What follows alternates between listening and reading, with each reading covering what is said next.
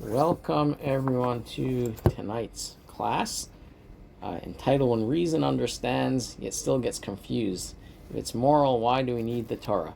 So this week's Parsha comes in continuation of last week's Parsha. Last week we had the giving of the Torah with all the lead up to the giving of the Torah and the incredible event of the giving of the Torah. In the sixth portion of Yisro of last week's Parsha, we had the Ten Commandments being spoken by Hashem, by God, directly to the Jewish people. And this week, the Torah begins, Ve'ela HaMishpatim. These are the commandments, either the laws, and the Torah goes through, in this week's Parsha, through a whole long list of different laws that the Torah enumerates, and we learn from these verses. The Talmud explains at length how each of the verses means something much deeper, and different laws that we learn from each one itself. We have all kinds of laws in connection with having workers, servants in the house, with murder and injury, safeguarding people's property, or if you hire a watchman to guard over property, someone steals things, all kinds of laws related to thieves and damages, many different laws within this week's Parsha. And then we come to the very end of the Parsha, in middle of the seventh and final Aliyah, middle of the seventh and final reading of this week's Parsha. And what happens? We get back to the Torah telling us about what happened in the lead up to the giving of the Torah, which seems to be completely out of place, out of order of how things transpired. So although we know that the Torah book, the book of the Torah, is not just a history book, and therefore it's not written necessarily in chronological order, and it's not always written in the way that things transpired and things took place. Sometimes you may have something a little bit later that happened earlier, or something that was earlier can be placed later on, because the Torah itself, as the name would imply, Torah in Hebrew means lesson, teaching. And the idea of the Torah is to teach us how we should live in our day-to-day lives, teach us all the mitzvot that we need to know, and lessons for daily living, for eternity, which are relevant to all people, to all the Jewish people in all times and all places. So if that's the case, we need to look at why would the Torah put this out of order. So although things, as we mentioned, are not always in the correct order, yet at the same point in time, if it's not just a mess of information that randomly placed information in different places. If the Torah puts it out of does not list it and tell us the story in the chronological order of the way it took place, there must be a reason for it and something that we can learn from it, and a lesson to be had. As the Shalah writes, Shalah was a sage that wrote the book called the Shnei Luchot HaBrit, Shnei Luchot HaBrit, and the abbreviation of Shnei Luchot HaBrit, the two tablets, is Shalah. So that's how he was referred to. And he says that if you have a story which is out of order, there must be a reason. We have to find a reason why it is that way. So generally, his opinion is that the Torah is in order, unless there's a specific reason why it would be placed differently. So let's take a look at the very beginning of this week's Parsha. And here we have it, the very first opening verses of the Parsha. Ve'ela HaMishpatim asher tasim lefneim. So you look in the Hebrew, it begins, Ve'ela HaMishpatim, and these are the laws that you shall set before them. So it begins with an and, which connects it, as we'll see a little bit later. The and these are the laws. The vav at the beginning of the verse connects this to what happened in the previous Parsha. So these are the laws that you should set before them. Should you buy a Hebrew servant, he shall work for 6 years, and in the seventh he shall go out to freedom without charge. So this is talking about there's various different servants that one can have working for them in their house, Jewish servant or a non-Jewish servant, and the rules are different for each one. So the Hebrew servant, the Jewish servant, if he was working for 6 years, you basically pay him in advance. You pay him for those 6 years of work, and the seventh year he would automatically go free. If he chooses to stay on after the 7 years, there's a process, a procedure that can be done, that he would then be allowed to continue up until the Yovel, the Jubilee year, which, depending on the cycle, the way that it worked is that there were seven cycles of Shemitah. So there was in the agricultural process of how things were grown, every year there were set rules of which gifts should be given, whether to poor people or to the Kohanim or Leviim. Some were the same every year. Some, there were different gifts that were different depending on the year, if it was given to a poor person or it was given as Meiser Sheni, as taken as the second tithe, which was then taken by the owner and eaten in the land of Israel, but in Jerusalem. And so they would that cycle, that 7-year cycle of Shemitah, on the 7th year everything rested. They didn't work the land. And besides, for the 7 years of Shemitah, you had 7 cycles of the Shemitah. After the 7th Shemitah, the 7th cycle of 7, and the 7th year of resting of the Shemitah year, then you had the 50th year was the Jubilee year, the Yovel, and that's when Jewish servants that chose to stay on after their 6 years would then be set free. And then the Torah goes on to list all kinds of other rules about servants and injury and guarding things and thieves and damages. And then we come to the very end of the Parsha. In the final Aliyah, in the middle of the final Aliyah, all of a sudden, after all of these laws, the Torah tells us, Al Moshe Amar, God said to Moses, come up to the Lord, you and Aaron, Nadav and Avihu, and 70 of the elders of Israel, and prostrate yourselves from afar. Moses alone shall approach God, but they shall not approach, and the people shall not ascend with him. So only Moses himself should go up the mountain, but the others should only come up to a certain point. So Moses came and told the people all the words of God and all the laws, and the people answered in unison and said, all the words that God has spoken, we will do. So everything that Moshe spoke, everything that he spoke to the Jewish people, they all responded that they will do that which he taught them. So here comes Rashi, and Rashi says, what are all the words of God? What are the words of God that he spoke, that they're saying that they will listen to? This is the command to separate from their wives and maintain distance from the mountain. As we know, before the holiday of Shavuot, which is the giving of the Torah, we have what's called the Shloshet Yemei Hagbala. The Shloshet Yemei Hagbala are 3 days of preparation. The literal translation of Hagbala is separation, limitation of a boundary.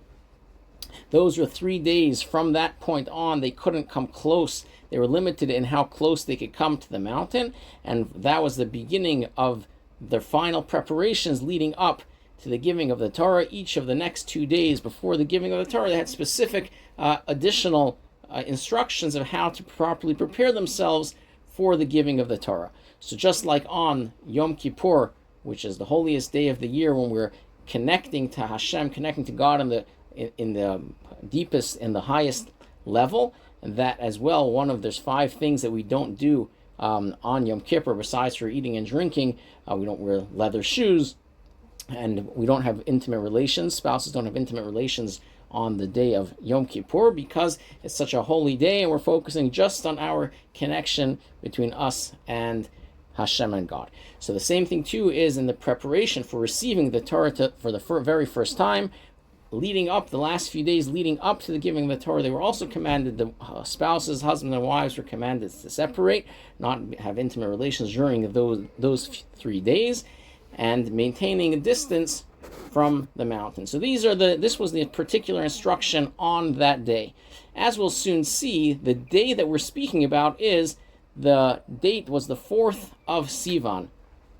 The Torah was given on Vav Sivan, the 6th day of Sivan, which today we celebrate as Shavuot. The giving of the Torah is on the 6th of Sivan. So this was on the 4th, a couple of days before the Torah was given. Then the Torah continues and tells us, he took the book of the covenant and read it within the hearing of the people. And they said, all that God spoke, we will do, and we will listen. These are the famous words that the Jewish people spoke. Na'aseh v'nishma. We will agree to do it, and then v'nishma, we will hear and listen and understand what's in it. Instead of asking first the explanations for everything, the very first thing that the Jewish people said all together in unison, responding that we will listen and do everything that Hashem tells us to do. Now that once we fulfill it, we'll listen and understand our best to hear all the other explanations that you have to go along with it. But the very foundational basis of becoming a nation, accepting God as our God, and Hashem accepting us as his people, was this idea that he came to the Jewish people and asked them, or spoke to them, the book of the covenant, and they responded that we will do it and we will listen. The Medrash actually tells us that Hashem went around to all the nations of the world, at various different nations, and asked them if they wanted the Torah before he came to the Jewish people and asked them if they wanted the Torah, and each of the nations responded by asking what's inside of it. One nation asked what's inside of it. It says, it says in it you can't kill.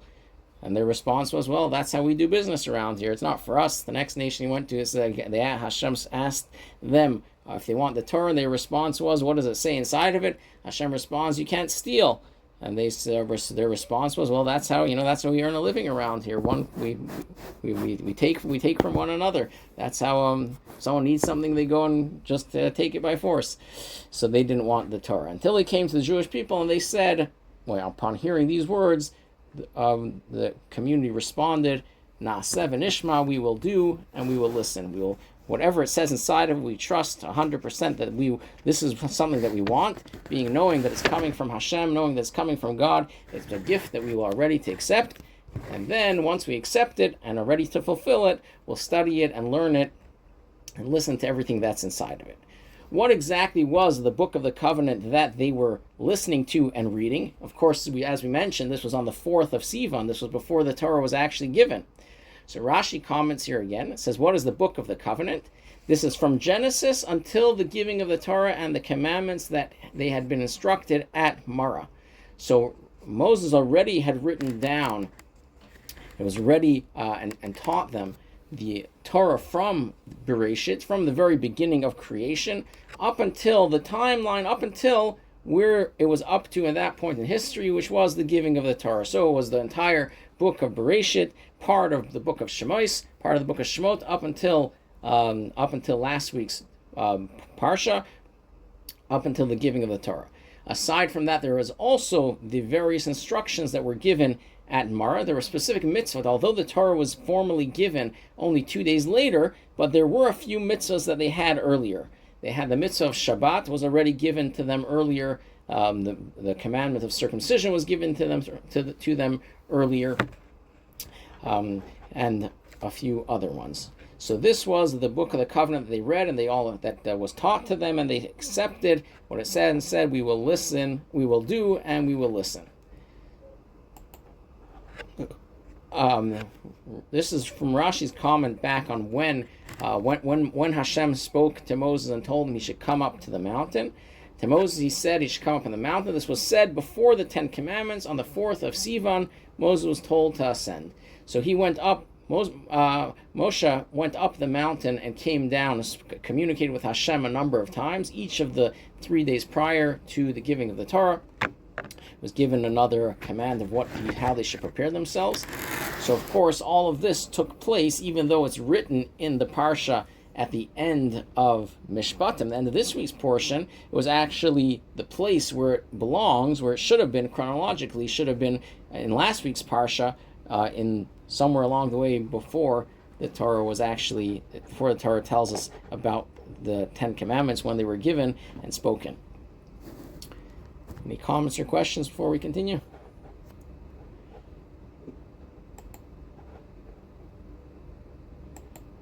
Okay. So in order to understand this idea, that why it is that the Torah specifically places this story of the Na'aseh v'nishma, of accepting and then listening only after this whole portion of where the laws were given, we have to look a little bit deeper at what it means Mishpatim, As we mentioned, the opening words of the parsha is Ve'ela HaMishpatim. These are the laws. What do laws mean? There are a number of categories within mitzvot. Generally, they're split up into 3 categories. So it is known that there are 3 categories of commandments: decrees, testimonies, and laws. In the Hebrew, it's chukim, edus, and mishpatim. What are chukim? A chok is a decree. Decrees are matters that are... Turn the sound down. Decrees are matters that are beyond human understanding. As in the phrase, I have issued a decree and established a statute, you have no authority to question it. So one of a few examples of chukim. Chukim are things that they don't have reasons for them. We wouldn't understand them on our own. They're also not commemorating something. They're just simply commandments, decrees that Hashem gave us because He decided that these are things we should do. So a few examples of those things is kashrut, all the laws to do with what we can and can't eat. Various people have given reasons. Perhaps some say it's because of health reasons. Some say there's other benefits to the various laws of kashrut. However, the mitzvah itself of eating kosher food, what we can and can't consume, is a decree from Hashem that it says these are things you can eat, these are things you can't eat. There are very unhealthy foods that can be kosher, and there are very healthy foods that can be not kosher. That's not part of the mitzvah of kashrut, is not eating healthy. Eating healthy is a separate mitzvah that one should take care of their bodies the best possible way, which is including trying to treat our bodies with as healthily as possible. The next category of mitzvot is edus, known as testimonies. And these are practices that are performed as a remembrance of a significant past event. However, these are matters that depend on a person's wishes. They are not logical necessities. If people wish, they create a remembrance for something, and if they don't wish and if they don't wish to, they don't. So the idea of a testimony, if somebody wants to commemorate something that happened in the past, they want to give edus. Edus would be give it to remind ourselves of something that happened in the past. A person has a specific incident in their event or a celebratory day, something that happened to them. They may celebrate that day, or vice versa. If it's something sad that transpired, we may commemorate it as a sad day in our personal lives, or events that happen within the Jewish community may be also celebrated or mourned for various events that took place. However, these are things that are all logical, but if we weren't told exactly how to commemorate them, they're not things that we would think of on our own. So all of the mitzvot of commemorating events that took place in the past fall under this category, like all of the holidays, the mitzvah of eating matzah on Pesach. Who would have thought that we should be eating matzah for 7 days? The fact that we're eating matzah and can't eat chametz, then can't eat leaven the entire duration of Pesach, that's a testimony to the exodus of Egypt, and Hashem describes in the Torah how we should commemorate it by eating matzah, not eating chametz, and all the other laws associated with Pesach. The fact that we're blowing a shofar on Rosh Hashanah as well, that is to crown Hashem as the king and accept him as the king for the new year, accepting his judgments for the new year, and committing ourselves to do better, to be as best as we can for the coming year. These are all things that are testimonial, remembering things that happened in the past, and we would have not come up with these ideas had Hashem not told them to us. But once we're told them, they make sense, we can understand them, they're logical. And finally, we have the third level of laws, which are Mishpatim, which the Hebrew word for Mishpat is a law or a judgment, are matters that human reason itself obligates a person to follow. For this reason, they are called rational commandments. For example, the laws discussed in this week's Torah portion, the punishment of a thief, the laws governing guardians, etc., these are all laws that are rational, and they make sense, and even if the Torah would not have told them to us, many of these laws people would come up with on their own. Many of the rules that the Torah teaches are in every common law-abiding society. Many of these laws are included. This is also the meaning of the term, the Hebrew word for mishpatim, for laws. means dinim, which are legal rulings. The definition of a legal ruling is that it is not something dependent on a person's choice, whether one wishes to comply or not. Rather, when a court issues a ruling, it's mandatory, it must be carried out. So edus, the very definition of the previous level of edus, commemorating something, testimonial type of mitzvahs, are things that a person himself, the definition of giving testimony or commemorating something is, if a person wants to remember it better, they'll come up with ways of how they can commemorate it. However, mishpatim are legal things that one is a law-abiding citizen is responsible to do, and here in the Torah's title for it as well, it's something that we are commanded to do. We don't have choice to do it, but it's something that does make sense, and in many societies we would have come up with it on our own. The Torah actually, in the Talmud, tells us that there are mitzvahs that fall under this category of mishpatim, that had the Torah not commanded us to do them, we would learn them from various animals. For example, the laws of tzniut, of how to be modest. The Talmud tells we would learn modesty from a cat, because after a cat does its business, it always covers it up afterwards. It says we would learn not to steal from an amala, from an ant, that worked very hard together, and don't take from one another what they're busy building. They work very well in groups to build their colonies. So various behaviors of how we treat one another, we can even learn from animals, and are very logical itself. So here we have the three categories of chukim, edus, and mishpatim, things that don't necessarily make sense, but they were commanded to us. Then we have the middle ones, commemorating laws, and then we have the laws of mishpatim, the ones that are logical, that make sense, even if they were not commanded to us. Many of them we would have figured out on our own.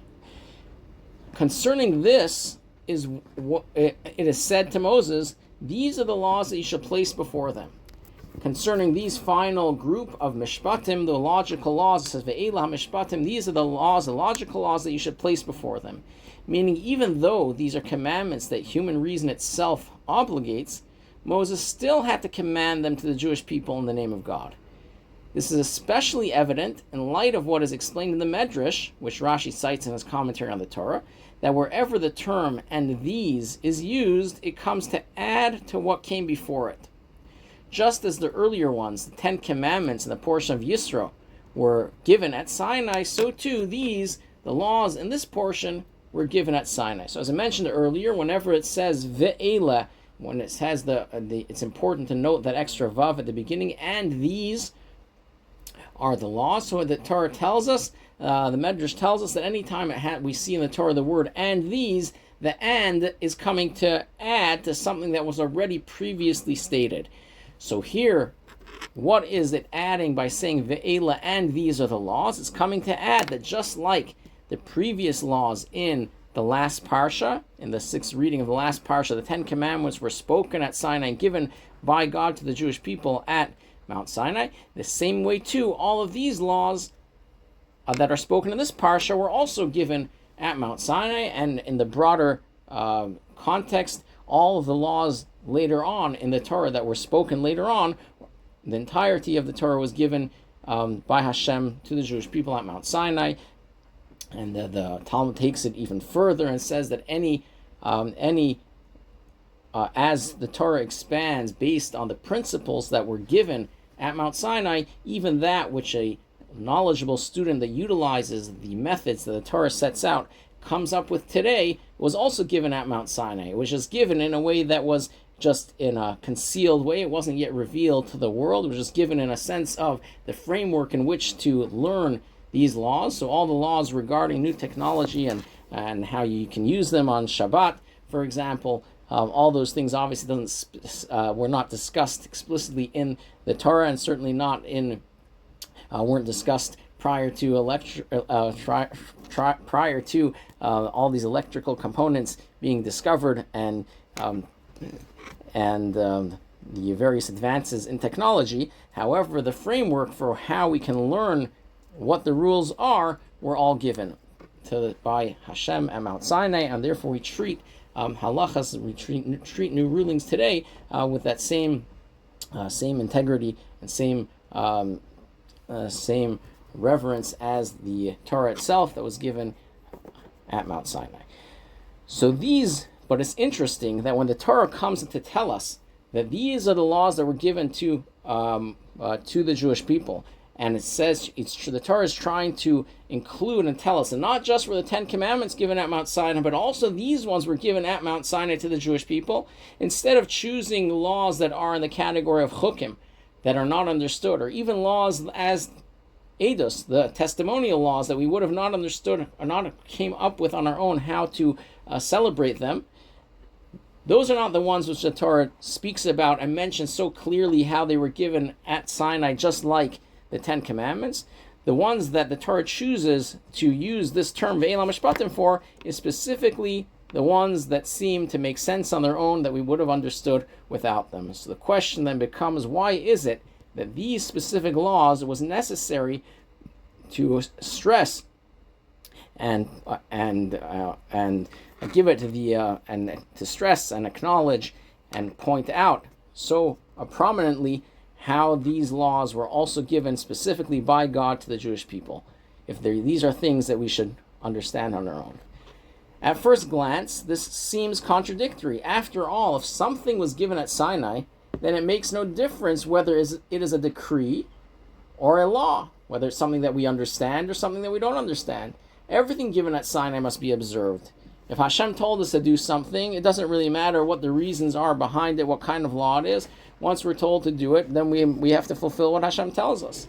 On the other hand, if a law is obligated by human reason, then why is there any need for a command from Sinai at all? As the Talmud states in Tractate Eruvin, if the Torah had not been given, we would have learned proper conduct even from the animals. As we mentioned, we would have learned modesty from cats and how to treat each other from ants.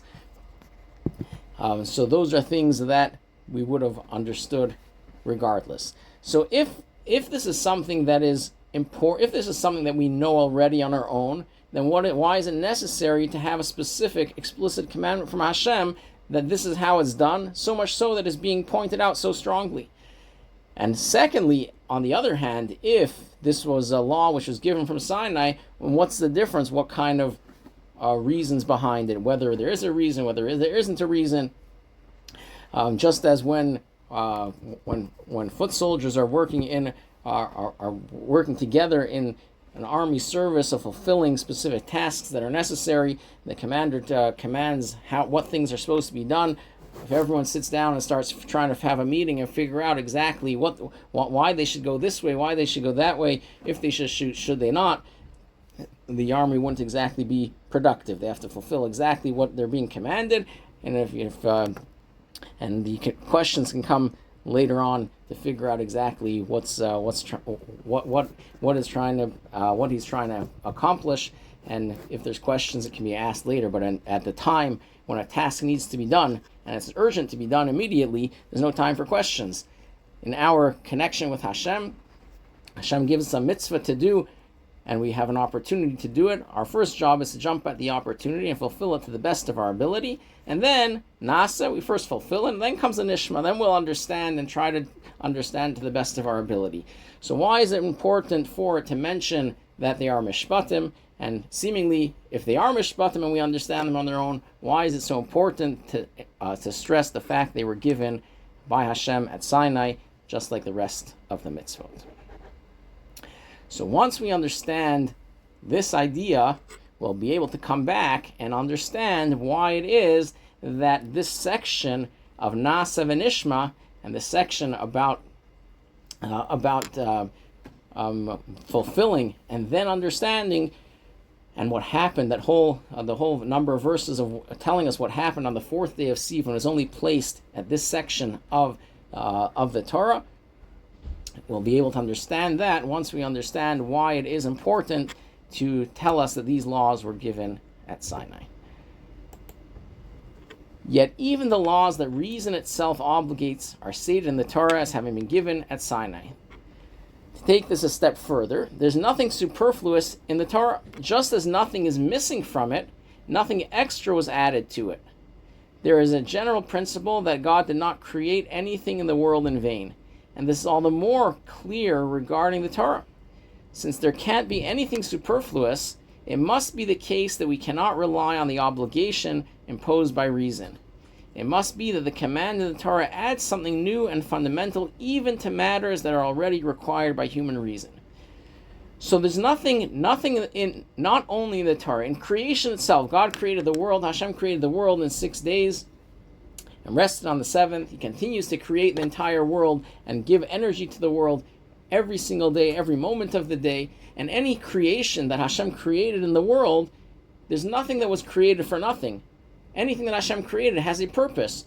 Whether we see that purpose right away or not, that's a different story. As we read in Tanakh various stories of, for example, a spider that it was questioned why he knew what his purpose was, and then the spider, as it was weaving its web over a hole in a rock, I think it was David that was hiding in it. Then he was saved from his enemies because they didn't even think to look there, because there was a fresh web on top of it, covering over it that then saved him. So there's various creations within the world that we may not see at first glance what the purpose of it is, but anything in the world that was created has a purpose and meaning and is fundamental to the entire existence of creation, and the entire, not just does it have a purpose on its own, but every single thing that happens in the world is also connected with the general purpose of bringing godliness into the world. Otherwise, if it wasn't part of the purpose of creation, of bringing godliness into this world, then it wouldn't have been created, or those things wouldn't have happened. The Baal Shem Tov takes it even further and explains to us that even a leaf that falls, every single leaf that falls from a tree, where it lands and how it lands and where it blows, is also part of the divine mission and purpose, and ties into the general idea of bringing godliness into this world. So if that's the case within every creation within this physical realm, how much more so it is with the Torah itself, which is the wisdom and understanding of Hashem that God shared with us as his people and gave us commandments to fulfill. Certainly there is nothing, everything that's in the Torah is there for purpose and reason. And just as we have a commandment that we cannot take away from mitzvot, just like a person can't decide that if they wanted to put up a mezuzah on their door, instead of having the two parshas of Shema and Vahaya, which are normally written in it, they decide they're only going to have one portion of it, and it's not going to be a kosher mezuzah. If they decide to add extra verses in their mezuzah, it doesn't work either. If someone wants to put a talit and wants to, on his talis, wants to only have 3 corners and put tzitzis on it, that doesn't work. And if they want to add a 5th corner and add a 5th section of strings on the 5th corner of the tzitzis, that doesn't work either. So we can't take away and we can't add to mitzvahs within the Torah itself as well. Torah scroll, if it's missing even a single letter, or a single letter is not written correctly, it makes the entire Torah not be kosher. And of course, if there's an additional letters there that are not meant to be there, it also would disqualify it. So in the Torah, there's nothing that's missing and nothing that's extra. So if there's nothing that's extra, it comes back to why is the Torah telling us these specific mitzvahs that we can understand on our own, and not only telling us about these mitzvahs that we can understand on our own, but so prominently displaying how these two were given by Hashem at Mount Sinai. So it must be, if the Torah is teaching us these mitzvahs and telling us that they were given to us by Hashem specifically at Sinai, there's something fundamental that we can learn regarding these mitzvahs that we would not have known otherwise, and because of that, the Torah does need to teach it to us. So what is it about these mitzvahs, about these laws, that we need the Torah to tell us specifically that they come from Hashem? So the Rebbe gives a brief explanation here. The explanation of this, albeit briefly, is as follows. The purpose of any intellectual matter is that it should not remain only in the realm of thought, but should also be carried into actual behavior. Study is meant to lead to action. meaning that the way a person acts in practice should follow the dictates of logic. Of course, oftentimes we may learn something and know that we should behave a certain way, we know that we should do a certain thing, but actually coming to fulfill it and do that which we learn is the next step that takes to implement that which we learn. This is why we need a commandment in the Torah. Without it, there can be obstructions that prevent what is understood intellectually from being carried out in practice due to the interference of various side considerations. So even something that generally we understand to be the case and to make sense that this is the way one should behave, it's possible that there could be interferences that will make the person not behave in the way that they understand. The person understands they shouldn't kill, they shouldn't steal, should treat people justly. However, at times there can be all kinds of outside obstructions and things that will prevent them from seeing things clearly. One such example, first and foremost among these, is the concept of bribery. As the verse states, this also is one of the verses in our parsha, bribery blinds the wise and distorts the words of the righteous. The Torah of truth itself calls such a person wise and righteous. This is not a case of someone who knows the truth and nevertheless acts against it. We're not dealing with wicked people. We're talking about someone which the Torah calls them wise, he calls them righteous people, and yet, if that person accepts bribes, it will distort their view of things. And Rashi tells us that the idea of accepting a bribe is not just if a judge has litigants in front of them, and even if he already heard their arguments, and he listens and hears and he decides which one is correct and which one is incorrect, and he's already ready to issue his verdict. And what the side that's correct, the side that's right and just, wants to give him a present, he's not allowed to accept that bribe, even from the one that he is planning to rule in their favor. And even if this gift was coming to him and he's still going to judge in the correct way, it's still forbidden for him to rule on that matter for those litigants. In the Talmud, there was various sages that one of the sages was a Kohen, and somebody wanted someone that had a crop was going to tithe their crops and wanted to bring the truma to bring him their truma offering, the tithes that was given to the Kohen. And he specifically wanted to give it to him. And a short while later, he came to him wanted him to adjudicate his case. And he said that since he already had given him a gift, he's not allowed to judge anymore in this case. Because as soon as somebody has a gift from a person and feels any kind of bribe, even in the lightest of forms, then they still may be very wise and righteous people. However, their view, the way they see things, can be obstructed. As an example, bribery blinds people's eyes so they are incapable of seeing the matter as it truly is, and instead develop a different understanding of it. In other words, since this is a wise, intellectually capable person, there's no reason for his intellect itself to change, and indeed his intellect does not change. The effect of the bribery is that the person does not perceive the situation properly. They see an opening, but they don't know whether it is the door leading to a good place or the opening of a pit into which they might fall.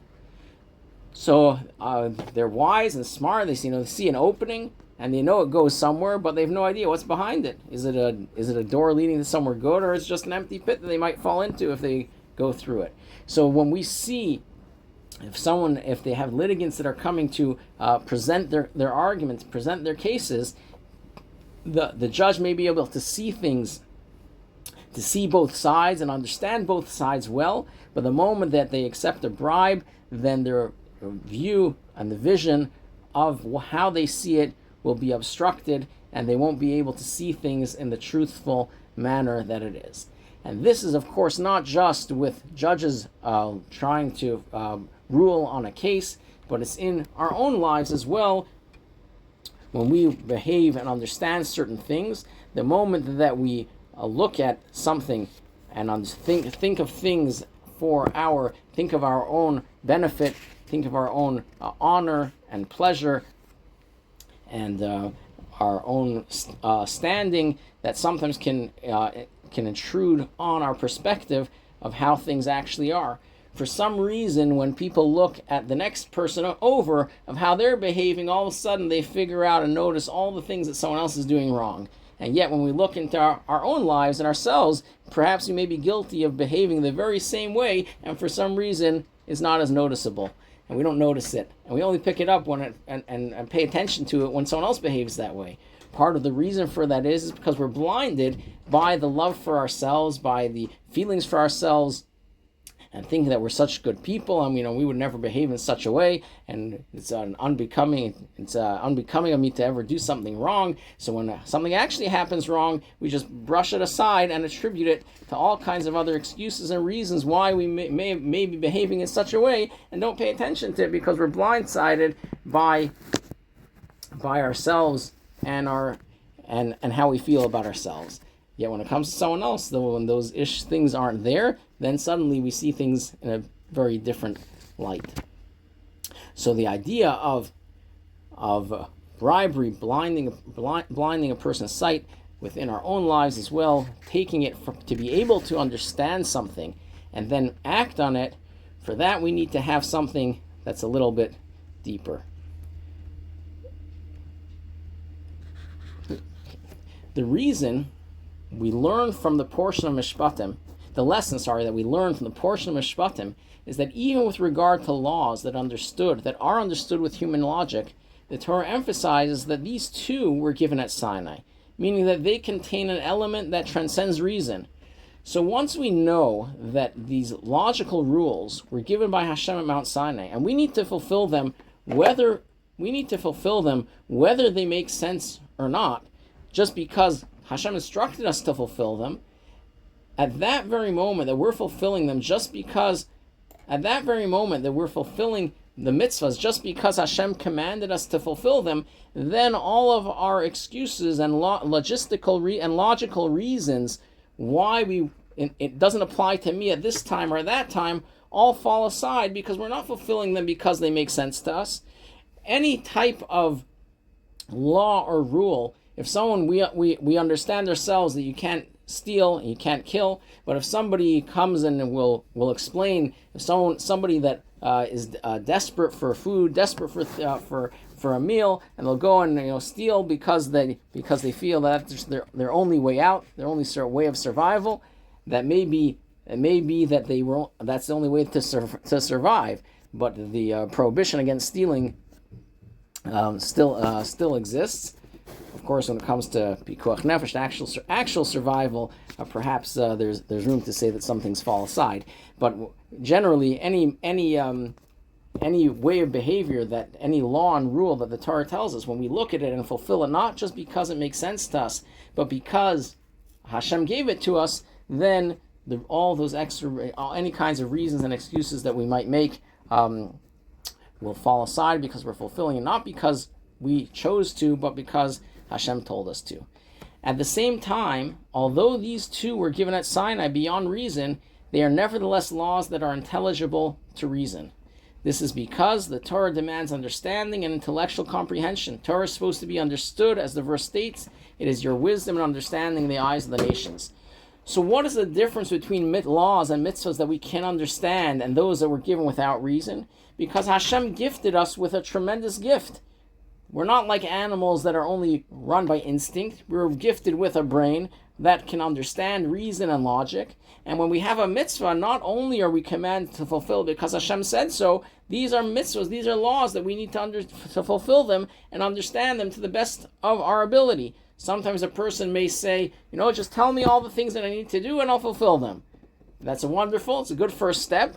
But after the nasa, after we will do, the next part is the v'nishma. We will listen, we will hear, we will understand. It is our duty to try our best to connect to Hashem, connect to God, not just with our actions, not just with the fulfillment of the mitzvahs, or with what we do physically. We also need to connect with our intellect and our emotions. Connect to Hashem with love and fear of Hashem and with understanding to the best of our ability.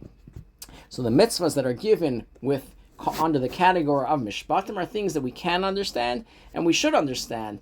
Yet the foundational basis for it is, step number one is fulfilling mitzvahs just because Hashem told us to do so. This is what God commanded us to do. This is what I'm going to fulfill. Next step is the Vinishma, trying to understand it to the best of our ability.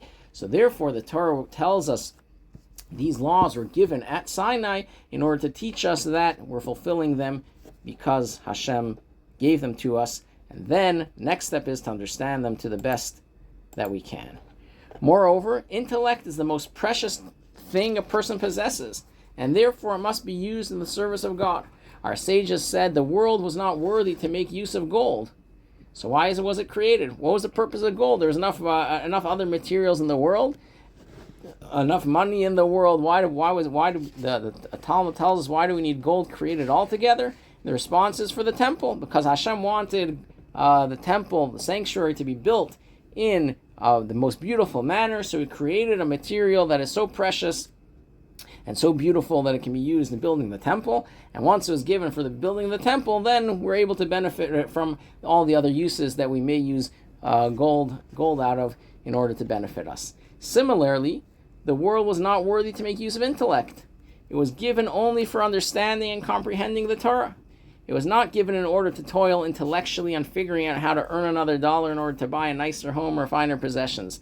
What was the purpose of why Hashem gave us our intellect and understanding? Was in order to connect with God, to connect with Hashem at the highest levels, to be able to learn and understand His Torah that He gave us.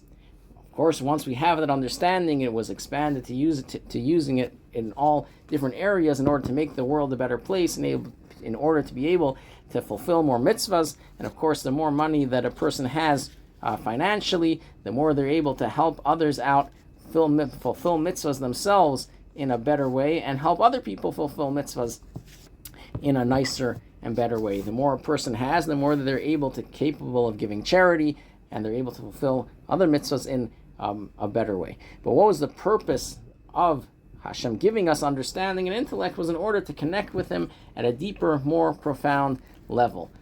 So when we have this perspective that whatever Hashem gave us, we try to utilize it to connect with Him at the best, in the best way, taking that to our understanding, mitzvahs that we understand, we try to understand them. Although the basis, step number one, is doing it just because Hashem said so. Step number two is not leaving it at just dry mitzvahs, but actually learning what the reasons are behind it and trying our best to understand to the best of our ability, and fulfilling the purpose for which Hashem gifted us with the power to understand to begin with. Therefore, we must strive to understand and grasp the Torah to the full extent that our intellect allows. But the foundation of this effort is the principle that these two were given at Sinai. This is why the portion of Mishpatim comes after the portion of Yisro, which recounts the giving of the Torah at Sinai, and concludes with a section about the altar of earth and the altar of stones. So the end of Parshas Yisro, after the giving of the Torah, concludes by telling us about the altar that was built. This teaches us that even earth and stones, inanimate materials, can be made into an altar for God. Following this comes the portion of Mishpatim, teaching that we make an altar for God even out of matters that descend into and are expressed through human reason. We take things that are expressed through human reason by connecting them to something that transcends reason. So how do we fulfill the mitzvahs of Mishpatim? Mishpatim are ideas, commandments that make sense to us. But why are we fulfilling them? We're not fulfilling them because they make sense to us. Because the moment that they make sense, we can justify altering them based on the needs that a person has. And this was one of the explanations, one of the that the Rebbe pointed out regarding the Holocaust. How is it possible that in Nazi Germany, that prided themselves with being from the most advanced in knowledge and in philosophy and in sciences and in understanding, could stoop to such a low level to treat the Jewish people and other minorities with such cruelty? Because the moment that something is based on just our own understanding, it's possible to justify and rationalize just about anything. However, when we're connecting to a higher power, we're connecting to Hashem and knowing that we fulfill these mitzvahs, behave in such a way, not because it makes sense to us, but because Hashem told us, because God told us to, then all of those reasons automatically fall aside, and there's no way to fall down that slope because we're not fulfilling them because of any specific reason, and therefore any justification for it won't apply either, because Hashem tells us this is what we need to do. So the idea is connecting our rationale, connecting that which we understand with something greater than our understanding, connecting with Hashem and the Torah, which is much higher than understanding, represented by God giving the Torah on Mount Sinai. And now we can come back to why it says we will do and we will listen at this point. Based on this, we can also understand why the concept of stating we will do before we will listen only appears specifically in the portion of Mishpatim after the Torah was given and after all these rational laws were given. At first glance, this seems out of place in Mishpatim, both in terms of chronology and content. Chronologically, the declaration of we will do before we will listen was made before the giving of the Torah in the previous portion.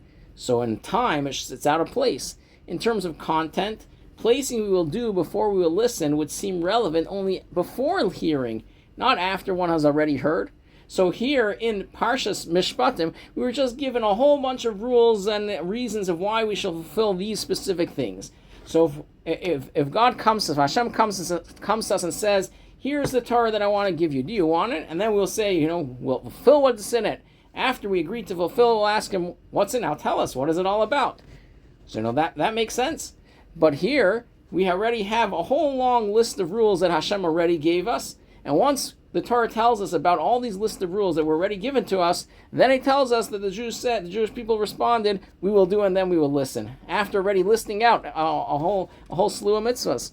So it seems out of place, not just in order, that it's out of order, but in context of being able to understand the specialty and uniqueness of saying that we will do before we will listen. It seems that the relevant place for that should be before the Torah tells us any of the actual mitzvahs. So the answer is that although it is true that the Torah is not bound by chronological order, this does not mean that the Torah was written in an orderless manner. As the Shela writes, any departure from the chronological order requires a reason and explanation. The reason for the appearance of we will do and we will listen in this portion is that the Torah wishes to emphasize that even in matters that are understood by human reason, we must do before we listen. And here's the point that the Torah is telling us by specifically placing it at this point in the story of the giving of the Torah and the explanation of the commandments. That after you have all of these mitzvahs that make sense and are understood to us, and they're rational, that's when the Torah needs to specifically point out and says that the Jewish people still said we will do before we will listen. These mitzvahs that we understand and rationalize, it needs extra emphasis on the fact that we are doing them. Why? Not because they make sense to us and because they rationally we can understand them. The reason why we do them is just because Hashem told us so, and then we go to understanding to the best of our ability. But of course, the foundational point is that we must listen to what Hashem tells us, and then we can understand. And this is the meaning of the sages' teaching. Do not sit and weigh the commandments of the Torah against each other. At first glance, with regard to the laws that are understandable by reason, there would seem to be room to reason that is worthwhile to give up a quote-unquote lighter matter in order to gain a more weightier one, a more heavy matter. Therefore, the Torah emphasizes that the lightest of the light is like the most serious of the serious, even though the Torah itself describes one as light and the other as serious. There's many commandments in the Torah, and when we study them, it may seem that some mitzvahs like Shabbos is extremely important, and it may seem like there's some other mitzvahs that are, not as important, and we may start weighing them out and considering, which ones, which ones are more important for me to fulfill, which ones are less important for me to fulfill, and we'll start figuring out which one Hashem wants me to do more than the other, and we'll pick and choose which ones we like better than others. And this is what the Torah is teaching us, that we never know which one is better than the other. We never know which one is actually more important. We know that Hashem commanded us to do these things, and we do them to the best of our ability. Once we do them, we're ready to try and understand how we can fulfill them in the best possible way and what the reasons are behind them and all the depth to understanding them in the deepest of levels is the next step. And in order to point this out, the Torah specifically places this concept of Nasa v'nishma, of we will do and we will listen, only after teaching us all of these important laws, those rational laws. Then the Torah points out, now it's time, the Jews said, we will do and we will listen. Even these laws need to be done not because we can understand them, but because God Hashem commanded them to us. And then the next step is, because they're rational things, because we can understand them, we do our best to learn and understand them to the best of our ability. Of course, we hope and pray that we each continue to grow in our observance, we each continue to grow in our understanding of Torah, connecting our minds and hearts and our thought, speech, and action to Hashem in the greatest possible of ways. And collectively together, through each of us putting in our effort, we will merit the coming of Mashiach.